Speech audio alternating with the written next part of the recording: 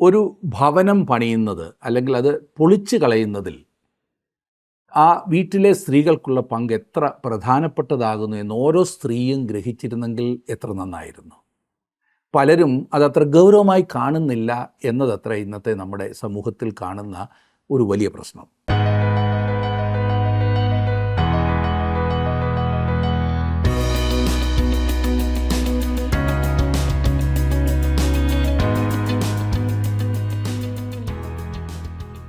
ജീവസന്ദേശത്തിൻ്റെ കേൾവിക്കാർക്ക് സ്നേഹത്തോടെയുള്ള വന്ദനം.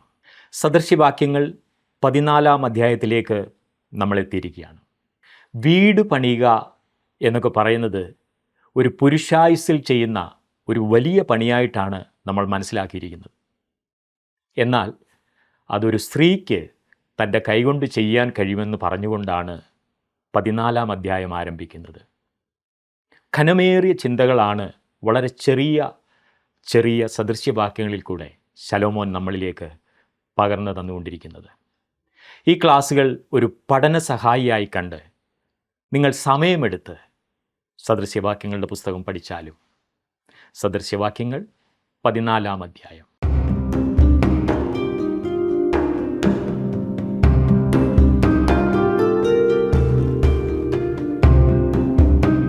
ബൈബിളിൽ പറഞ്ഞിരിക്കുന്ന പല വ്യക്തികൾക്കും യോജിക്കുന്ന കാര്യങ്ങൾ തന്നെയാണ് സദൃശവാക്യങ്ങളിൽ നാം കണ്ടുകൊണ്ടിരിക്കുന്നത്. അതുമാത്രമല്ല, നമുക്കറിയാവുന്ന പലർക്കും യോജിക്കുന്നവ, താങ്കൾക്കും എനിക്കും യോജിക്കുന്നവ നമുക്കിതിനകത്ത് കാണുവാൻ സാധിക്കും. സദൃശവാക്യങ്ങൾ 13-ാം അധ്യായം വരെ നാം പഠിച്ചു കഴിഞ്ഞു. ഇനിയും 14-ാം അധ്യായമാണ് ഒരുമിച്ച് പഠിക്കുവാൻ പോകുന്നത്. 14-ാം അധ്യായത്തിൻ്റെ ആദ്യ വാക്യം ഞാനൊന്ന് വായിക്കാം. സ്ത്രീകളിൽ ജ്ഞാനമുള്ളവൾ തൻ്റെ വീട് പണിയുന്നു, ഭോഷത്വമുള്ളവളോ അത് സ്വന്തം കൈകളാൽ പൊളിച്ചു കളയുന്നു. സ്ത്രീകളിൽ ജ്ഞാനമുള്ളവൾ തൻ്റെ വീട് പണിയുന്നു എന്ന് ഒരു കെട്ടിടം പണിയുന്നതിനെക്കുറിച്ചല്ല ഇവിടെ സംസാരിക്കുന്നത്. എവിടെങ്കിലും പോയി ജോലി ചെയ്ത് പണമുണ്ടാക്കി ഭാര്യ വീട് പണിയുന്നു എന്നല്ല ഇവിടുത്തെ അർത്ഥം. തൻ്റെ വീട് പണിത ഭാര്യമാരുടെ കാര്യം പറയുമ്പോൾ സാറ, അബ്രഹാമിൻ്റെ ഭാര്യ സാറ അതിന് നല്ലൊരു ഉദാഹരണമാകുന്നു. അവൾ ഇസ്രായേലിലെ പിതാക്കന്മാരിൽ ഒരാളുടെ ഭാര്യയായിരുന്നല്ലോ. അവൾ ഇസ്രായേൽ കുടുംബം പണിതവളാണ്. മോശയുടെ മാതാവായിരുന്ന യോഖേബെദിനെക്കുറിച്ചും നമുക്കിത് പറയുവാൻ കഴിയും. അവൾ തൻ്റെ ഭവനം പണിതു. അന്യദേശത്ത് അവൾ ഒരു അടിമയായിരുന്നെങ്കിൽ തന്നെയും തൻ്റെ മകനെ രക്ഷിക്കുന്നതിനായി അവനെ ഒളിപ്പിച്ചു വെച്ചു എന്ന് നാം വായിക്കുന്നു. അവൾ കാത്തുകൊണ്ടിരുന്നു. ഒടുവിലായി ഫറവോൻ്റെ പുത്രിയുടെ പരിചാരികയായി മോശയെ പാല് കൊടുത്ത് യോഖേബെദ് വളർത്തി. ഇസ്രായേലിലെ ദൈവത്തെക്കുറിച്ചും ആ ദൈവത്തിൻ്റെ വാഗ്ദത്തങ്ങളെക്കുറിച്ചും മോശയെ പഠിപ്പിച്ചത് അവളായിരുന്നു. അവൾ അനുഗ്രഹീതയായ ഒരു മാതാവായിരുന്നു, ഒരു സ്ത്രീയായിരുന്നു. അവളുടെ ഭവനം പണിതു. ഇവിടെ പറയുന്നു, ഭോഷത്വമുള്ളവളോ അത് സ്വന്തം കൈകളാൽ പൊളിച്ചു കളയുന്നു. വളരെ വാസ്തവമാണല്ലേ. തിരുവചനത്തിൽ ഈ പറഞ്ഞതുപോലെ ചെയ്ത അനേകം സ്ത്രീകളെക്കുറിച്ച് പറഞ്ഞിട്ടുണ്ട്. അവരുടെ ദുഷ്ടത കാരണം അവർ പണിത വീട് അല്ലെങ്കിൽ ആ കുടുംബം നശിപ്പിക്കപ്പെട്ടു. ഒരു ഭാഗം ഞാൻ പ്രത്യേകം എടുത്തു പറയുവാൻ ആഗ്രഹിക്കുന്നത് 2 ദിനവൃത്താന്തങ്ങൾ 22-ാം അധ്യായത്തിൻ്റെ 2-3 വാക്യങ്ങളിൽ നാം കാണുന്ന ആ ഭാഗമാണ്. അഹസ്യാവ് വാഴ്ച തുടങ്ങിയപ്പോൾ അവന് 42 വയസ്സായിരുന്നു. അവൻ 1 സംവത്സരം യെരുശലേമിൽ വാണു. അവൻ്റെ അമ്മയ്ക്ക് അഥല്യ എന്നു പേർ. അവൾ ഒമ്രിയുടെ മകളായിരുന്നു. അവനും ആഹാബ് ഗൃഹത്തിൻ്റെ വഴികളിൽ നടന്നു. ദുഷ്ടത പ്രവർത്തിപ്പാൻ അവൻ്റെ അമ്മ അവന് ആലോചനക്കാരത്തിയായിരുന്നു. അവൻ്റെ അമ്മയുടെ ആലോചന വാസ്തവത്തിൽ ആഹാബിൻ്റെ ഭവനത്തെ തകർത്ത് കളഞ്ഞു. ഈ സദൃശവാക്യം വാസ്തവത്തിൽ സത്യമായ ഒന്നത്രയില്ലേ. എല്ലാം അങ്ങനെ തന്നെ, എന്നാലും അല്പം കൂടുതൽ ഊന്നൽ കൊടുക്കുവാൻ കഴിയുന്നതത്രേ ഇതെന്നാണ് ഞാൻ ഉദ്ദേശിച്ചത്. ജീവിതത്തിൻ്റെ പരീക്ഷണശാലയിലേക്ക് ഇത് കൊണ്ടുപോയി ഇന്നും ഇത് പ്രാവർത്തികമാക്കി നമുക്ക് കാണാവുന്നതാണ്. തങ്ങളുടെ വ്യക്തിപരമായ പാപം പല സ്ത്രീകളുടെയും ഭവനങ്ങളെ തകർത്ത് കളഞ്ഞത് എനിക്കറിയാം. ഒരു വീട് പണിയുന്നതിൽ അല്ലെങ്കിൽ പൊളിച്ചു കളയുന്നതിൽ സ്ത്രീകൾക്കുള്ള പങ്ക് എത്ര പ്രധാനപ്പെട്ടതാണെന്ന് ഓരോ സ്ത്രീയും ഗ്രഹിച്ചിരുന്നെങ്കിൽ എന്ന് ഞാൻ ചിന്തിക്കുകയാണ്. പലരും അതത്ര ഗൗരവമായി കാണുന്നില്ല എന്നത് ഇന്നത്തെ നമ്മുടെ സമൂഹത്തിൽ കാണുന്ന വലിയൊരു ബുദ്ധിമുട്ടാണ്. ഇനിയും 2-ാം വാക്യത്തിലേക്ക് വരാം. നേരായി നടക്കുന്നവൻ യഹോവ ഭക്തൻ, നടപ്പിൽ വക്രതയുള്ളവനോ അവനെ നിന്ദിക്കുന്നു. നമ്മുടെ നടപ്പ് ദൈവവുമായുള്ള നമ്മുടെ ബന്ധത്തെ വെളിപ്പെടുത്തുന്നതാകുന്നു. അതത്ര ഇവിടെ പറയുന്നത്. അപ്പോസ്തലനായ യോഹന്നാൻ പറഞ്ഞിരിക്കുന്നത് അവനോട് കൂട്ടായ്മയുണ്ട് എന്ന് പറയുകയും, അതായത് ദൈവത്തോട് കൂട്ടായ്മയുണ്ട് എന്ന് പറയുകയും ഇരുട്ടിൽ നടക്കുകയും ചെയ്താൽ നാം ഭോഷ്ക് പറയുന്നു എന്നത്രേ. നമ്മുടെ നടപ്പ് പിതാവായ ദൈവത്തോടുള്ള അനുസരണത്തിലായിരിക്കണം. കർത്താവായ യേശു ക്രിസ്തു നടന്നിരുന്നത് പോലുള്ള നടപ്പായിരിക്കണം. ശമൂവേൽ പ്രവാചകൻ ഈ കാര്യം ശൗലിൻ്റെ മുമ്പാകെ വെച്ചത് നിങ്ങൾ ഓർക്കുമല്ലോ. ശമൂവേലിൻ്റെ 1-ാം പുസ്തകം 15-ാം അധ്യായത്തിൻ്റെ 22-ാം വാക്യത്തിൽ അവൻ പറഞ്ഞത്, അനുസരിക്കുന്നത് യാഗത്തെക്കാളും ചെവിക്കൊള്ളുന്നത് മുട്ടാടുകളുടെ മേധസ്സിനേക്കാളും നല്ലതാകുന്നു. ശമൂവേൽ ശൗലിനെ ഇത് ഓർപ്പിച്ചു. കർത്താവിനോടുള്ള അനുസരണമാകുന്നു പ്രധാനപ്പെട്ട കാര്യം. അതില്ലാതെ നിങ്ങളുടെ മതവും കള്ളവും കപടവും വ്യാജവുമാകുന്നു. ഇനി 3-ാം വാക്യത്തിലേക്ക് നമുക്ക് വരാം. ഭോഷൻ്റെ വായിൽ ഡംഭത്തിൻ്റെ വടിയുണ്ട്, ജ്ഞാനികളുടെ അധരങ്ങളോ അവരെ കാത്തുകൊള്ളുന്നു. ഇത് ദാവീദിനെക്കുറിച്ചും ഗോലിയാത്തിനെക്കുറിച്ചുമുള്ള ആ സംഭവമാണ് എൻ്റെ ഓർമ്മയിൽ വരുത്തുന്നത്. ഭോഷൻ്റെ വായിൽ ഡംഭത്തിൻ്റെ വടിയുണ്ട്. ഗോലിയാത്തിൻ്റെ ചിത്രമാകുന്നു ഇതില്ലേ. ഫെലിസ്ത്യരുടെ മല്ലനായി അവൻ വളരെയേറെ നിഗളിച്ചുകൊണ്ട് സംസാരിച്ചു. അവൻ്റെ പൊക്കവും അവൻ്റെ കഴിവുകളും ശക്തിയുമൊക്കെ അവൻ്റെ നിഗളത്തിന് കാരണമായി. ഗോലിയാത്തിനോട് പൊരുതുവാൻ ദാവീദ് മുമ്പോട്ട് വന്നപ്പോൾ ഗോലിയാത്ത് പറഞ്ഞ ആ അഹങ്കാര വാക്കുകൾ ഓർക്കുന്നില്ലേ? ശമൂവേലിൻ്റെ 1-ാം പുസ്തകം 17-ാം അധ്യായത്തിൻ്റെ 43-44 വാക്യങ്ങളിൽ ഫെലിസ്ത്യൻ ദാവീദിനോട്, നീ വടികളുമായി എൻ്റെ നേരെ വരുവാൻ ഞാൻ നായോ എന്ന് ചോദിച്ചു. തൻ്റെ ദേവന്മാരുടെ നാമം ചൊല്ലി ദാവീദിനെ ശപിച്ചു. ഫെലിസ്ത്യൻ പിന്നെയും ദാവീദിനോട്, ഇങ്ങോട്ട് വാ, ഞാൻ നിൻ്റെ മാംസം ആകാശത്തിലെ പക്ഷികൾക്കും കാട്ടിലെ മൃഗങ്ങൾക്കും ഇരയാക്കുന്നുണ്ട് എന്ന് പറഞ്ഞു. നോക്കണേ, ഭോഷൻ സ്വയം നിഗളിച്ച് സംസാരിക്കുന്നു, എന്നാൽ ജ്ഞാനികളുടെ അധരങ്ങളോ അവരെ കാത്തുകൊള്ളുന്നു. ഇവിടെ ദാവീദിൻ്റെ ഉത്തരം ശ്രദ്ധിച്ചേ.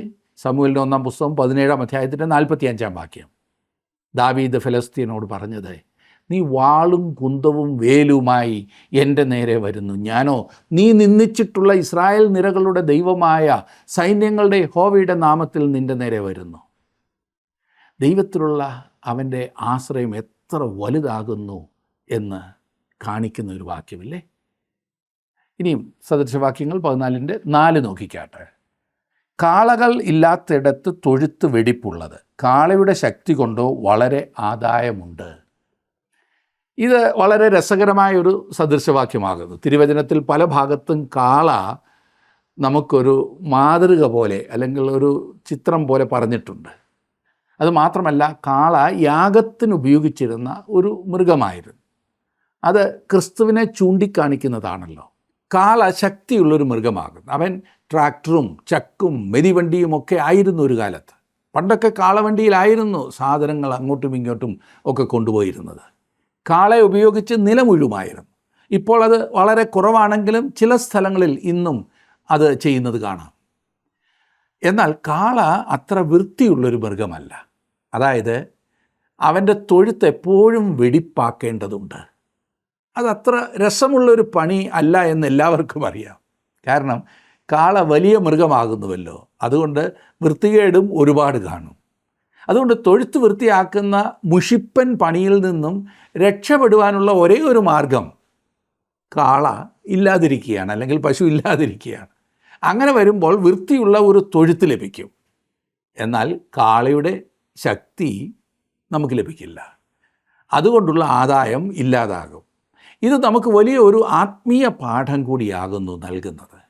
ചിലപ്പോൾ നാം സഭകളിലും സംഘടനകളിലും കാളയെ വെളിയിലാക്കി ഭിന്നതയൊക്കെ വെടിപ്പാക്കി പ്രശ്നം പരിഹരിക്കുവാൻ ശ്രമിക്കാറുണ്ട്.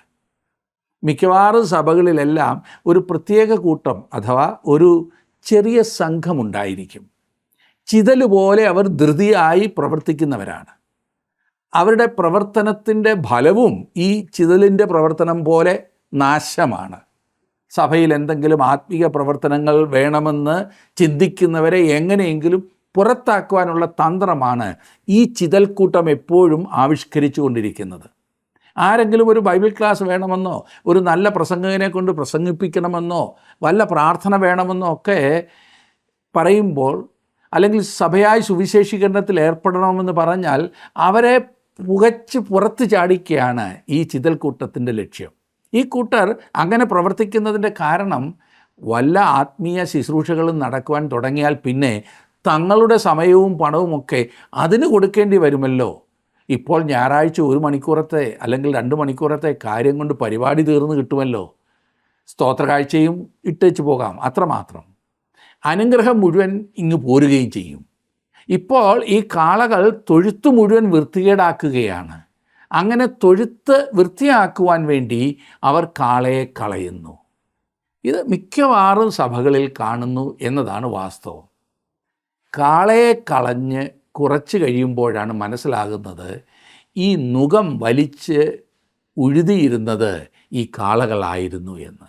അവരാണ് സാമ്പത്തികമായി സഭയെ സഹായിച്ചിരുന്നത്. അവരാണ് സുവിശേഷകരെ അയച്ചുകൊണ്ടിരുന്നത്. അവരാണ് സഭയുടെ ചെലവിലേക്ക് നൽകിയിരുന്നത്. അതുകൊണ്ട് ഏതെങ്കിലും വിധത്തിലുള്ള വെടിപ്പാക്കൽ നടക്കുന്നതിന് മുൻപ് കർത്താവിൻ്റെ വേലയിലെ കാളകൾ ആരാകുന്നു എന്ന് കണ്ടുപിടിക്കുന്നത് നല്ലതാണ്. കാളയെ വെളിയിൽ കളഞ്ഞ് തൊഴുത്ത് വെടിപ്പാക്കുവാൻ ശ്രമിക്കുന്നത് മണ്ടത്തരമാണ്. പല സഭകളും പല സംഘടനകളും അവിടുത്തെ ശക്തന്മാരായ കാളകളെ പുറത്തിയാടിച്ചു. ഇന്ന് അവർക്ക് സ്വസ്ഥതയുണ്ട് എന്നത് വാസ്തവമാണ്. അതിനെ സ്വസ്ഥതയെന്ന് വിളിക്കാമെങ്കിൽ, എന്നാൽ ശക്തിയില്ല. അതാണ് അവരുടെ പരാജയം.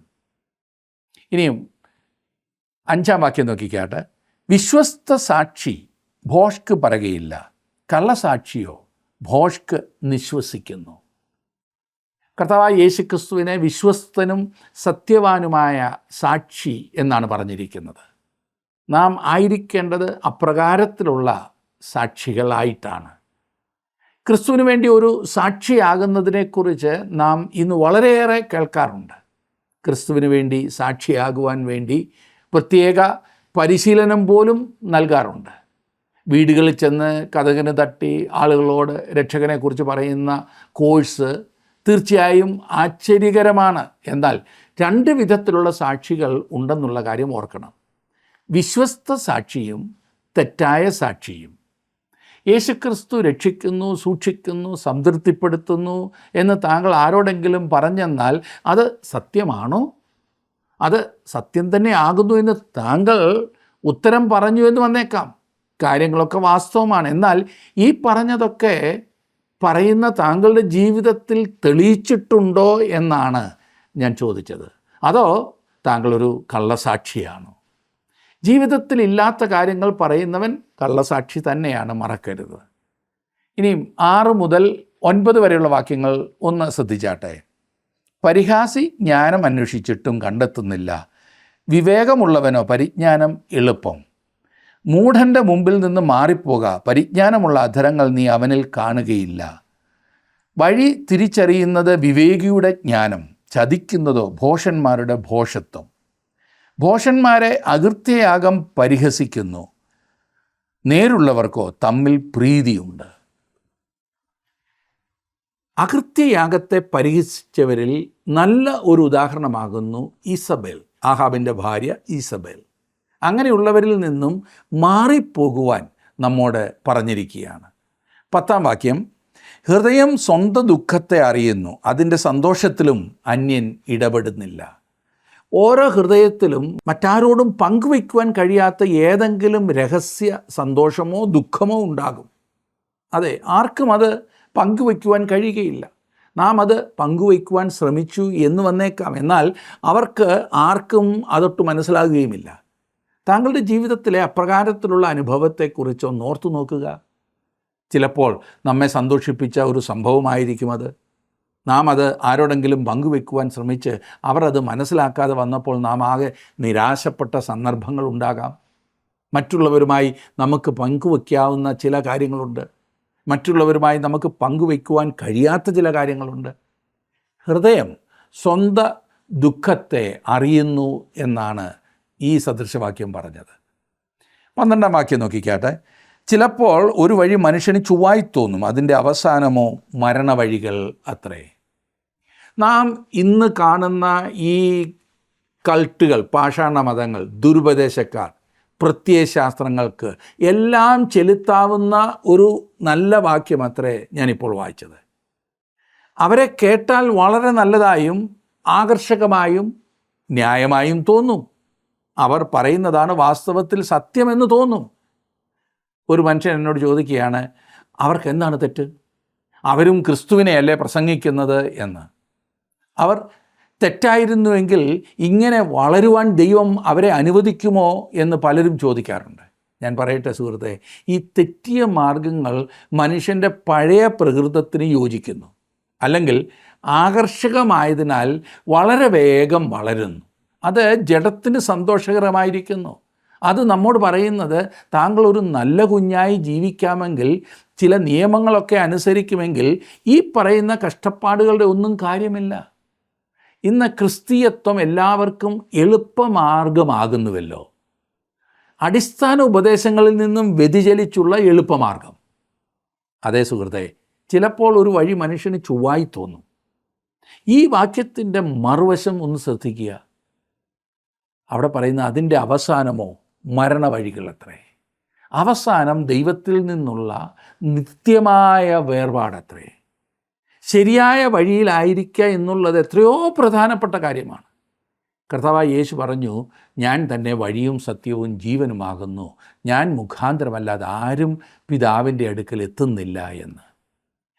ചൊവ്വായി തോന്നുന്ന വഴി ഒരുപക്ഷെ വളരെയേറെ തിരഞ്ഞെടുപ്പുകൾക്കുള്ള അവസരം നൽകുന്നതും വളരെ കുറച്ച് മാത്രം ത്യാഗങ്ങൾ ഉള്ളതുമാണ്.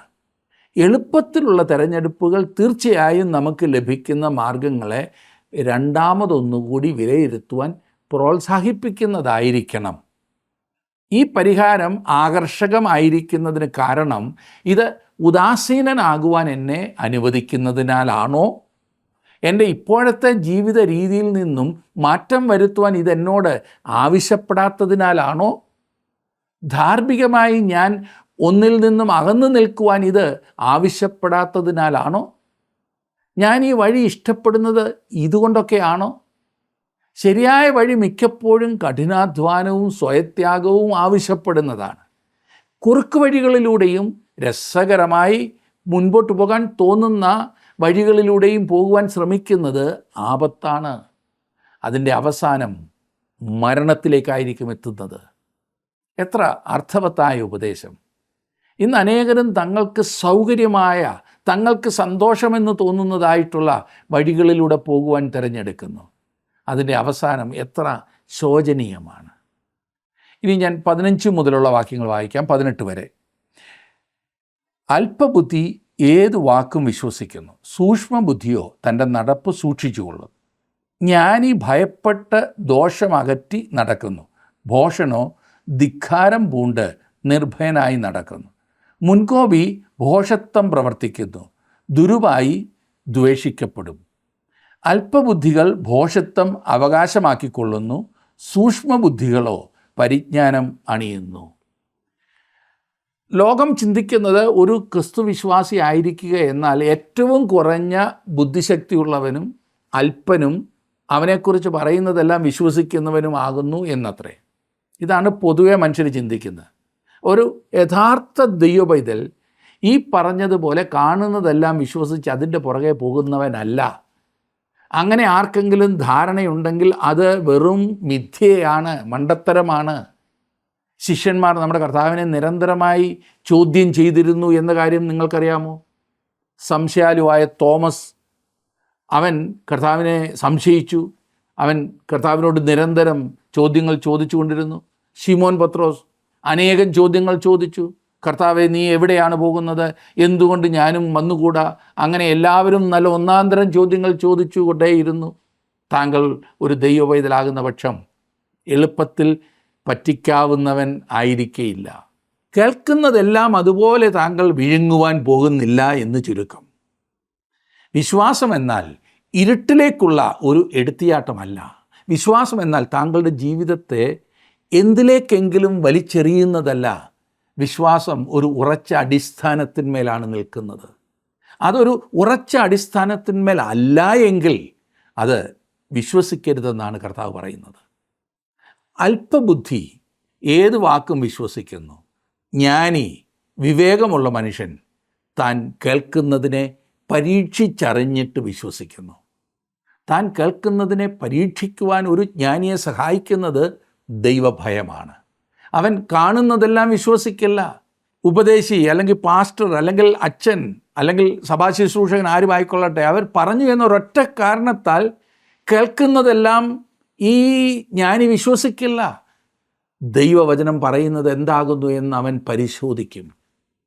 എന്നെ ശ്രദ്ധിക്കുന്ന ഓരോരുത്തരോടും എനിക്ക് പറയുവാനുള്ളത്, ഞാൻ പറഞ്ഞു എന്ന ഒരു കാരണത്താൽ മാത്രം ഞാൻ പറയുന്നതെല്ലാം നിങ്ങൾ വിശ്വസിക്കരുത്. ഞാൻ വിശ്വസിക്കാത്തത് ഞാൻ പറയില്ല എന്നതൊരു വാസ്തവമാണ്. എന്നാൽ നിങ്ങളത് പരിശോധിക്കേണ്ടത് നിങ്ങളുടെ കടമയാണ്. എല്ലാം ദൈവവചനത്തിൻ്റെ വെളിച്ചത്തിൽ പരിശോധിക്കേണ്ടതുണ്ട്. 20-ാം വാക്യം ഞാൻ വായിക്കാം. ദരിദ്രനെ കൂട്ടുകാരൻ പോലും പകയ്ക്കുന്നു, ധനവാനോ വളരെ സ്നേഹിതന്മാർ ഉണ്ട്. അത് വളരെയധികം വാസ്തവമായി വരുന്നു. പണ്ടൊക്കെ പാവപ്പെട്ടവർ ഭരണതലത്തിലേക്ക് ഉയർന്നു വന്നിട്ടുണ്ട്. ഇന്ന് പണമുള്ളവനാണ് അവിടെ എത്തുന്നത്, അല്ലെങ്കിൽ ആൾബലമുണ്ടാകണം. 21-ാം വാക്യത്തിൽ നാം കാണുന്നത്, കൂട്ടുകാരനെ നിന്ദിക്കുന്നവൻ പാപം ചെയ്യുന്നു, എളിയവരോട് കൃപ കാണിക്കുന്നവനോ ഭാഗ്യവാൻ. താങ്കൾക്ക് യാതൊന്നും പകരം ചെയ്യുവാൻ കഴിയാത്തവരോട് താങ്കൾക്കുള്ള മനോഭാവം എന്താണ്? അവർക്ക് വേണ്ടി താങ്കൾ എന്തെങ്കിലും ചെയ്യാറുണ്ടോ എന്നാണ് ചോദിക്കുന്നത്. 23-ാം വാക്യം, എല്ലാ തൊഴിലും കൊണ്ട് ലാഭം വരും, അധര ചർവണം കൊണ്ടോ ഞെരുക്കമേ വരൂ. ചില ആളുകൾ സംസാരിക്കുക മാത്രം ചെയ്യും, യാതൊരു പണിയും എടുക്കില്ല. ആളുകളെ സംസാരിക്കുക മാത്രം ചെയ്യാവുന്നവരായും പ്രവർത്തിക്കുന്നവരായും വേർതിരിക്കാവുന്നതാണ്. 24-ാം വാക്യം, ജ്ഞാനികളുടെ ധനം അവർക്ക് കിരീടം, മൂഢന്മാരുടെ ഭോഷത്വമോ ഭോഷത്വം തന്നെ.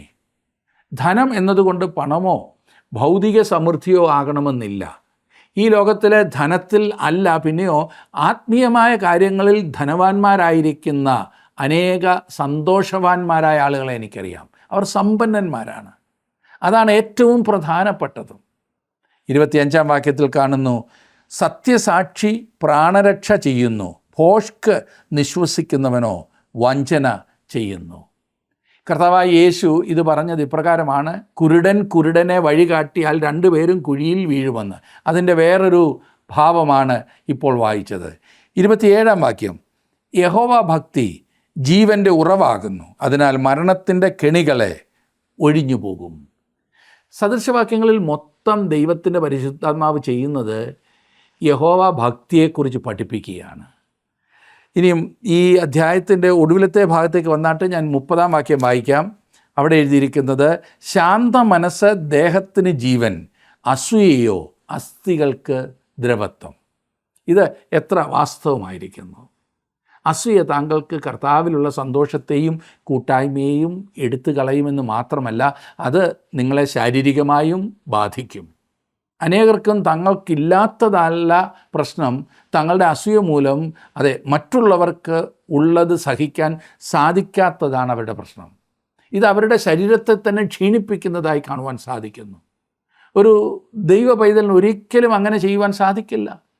അസൂയ പാപമാണ്.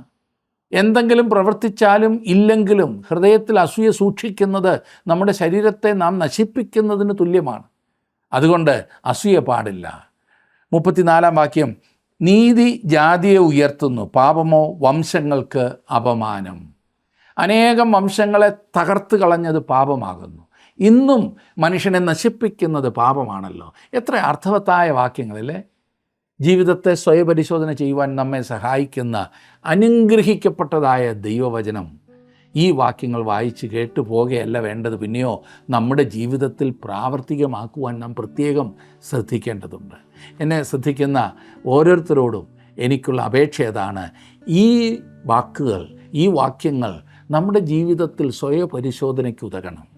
അതിനായി ദൈവം നിങ്ങളെ സഹായിക്കട്ടെ, ശക്തീകരിക്കട്ടെ, അനുഗ്രഹിക്കട്ടെ എന്ന് ഞാനും പ്രാർത്ഥിക്കുന്നു.